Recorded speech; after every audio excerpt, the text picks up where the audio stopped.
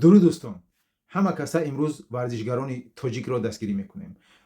محیب گلابوف امروز برای کمربند لیگ اکتگان میجنگد بر ضد ورزشگری قزاق در قزاقستان دانیار اونگر. و دوستان همه کسا محیب گلابوف رو دستگیری میکنیم، دعا میکنیم که او امروز قهرمان لیگ اکتگان شود و کمربند رو به تاجیکستان بیارد. دوستان همه کسا محیب گلابوف رو دستگیری کنید، دعا کنید که او امروز قهرمان لیگ اکتگان شود و کمربند رو به تاجیکستان بیارد.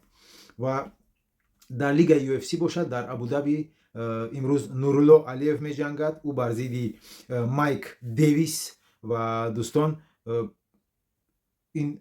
این با فکر من که اگر نورالله علیف امروز دست بالا شود، شاید که او در همون ریتینگ 15 در وزن خودشان در همون سرخطی رقم 15 توپ 15 ورزشگران بهترین یو اف سی قرار گیرد، برای که دیویس حریفش خیلی پرقوت است، راستو خیلی خوب جنگ میکند.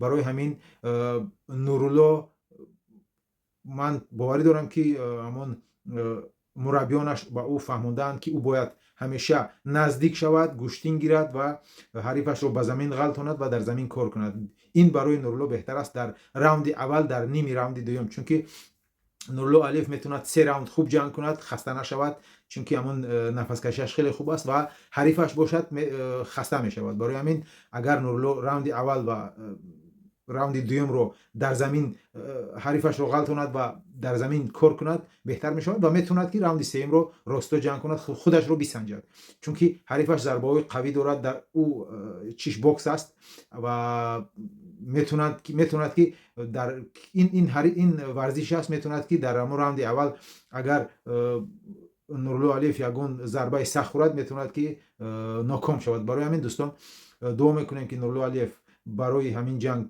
تیاری خوب دیده باشد و زیادتر گوشتینش رو استفاده برد و در راوندهای آخر در راوند سوم میتوند که راستا جنگ کند و این برای او هم یک چی میشود، تجربه خوب میشود. دوستان همه کسا محیب گلابوف و نورالله علیف رو دستگیری میکنیم. امروز محیب گلابوف در قزاقستان برای کمربند و نورالله علیف در لیگ یو اف سی می جنگد. او 11 برد دارد، یگان باخت ندارد، 3 بار در یو اف سی جنگیده است و حریفش باشد 5 بار در یو اف سی جنگیده است. برای همین امیدواریم که نورالله علیف شکست ناپذیر میماند. دوستان همه کسا ورزشگران تاجیک رو دستگیری میکنیم این بگاه در قزاقستان و ابودابی و فردا من حتما به شما نتیجه این محاربه ها رو میرسونم و امیدوارم از خدا امیدواریم که خبرهای خوش به شما میرسونم. دوستان در کانال مشتی تاجیکی ابونه شوید. خدا یار و یاورتان باد تا امیدی دیدار.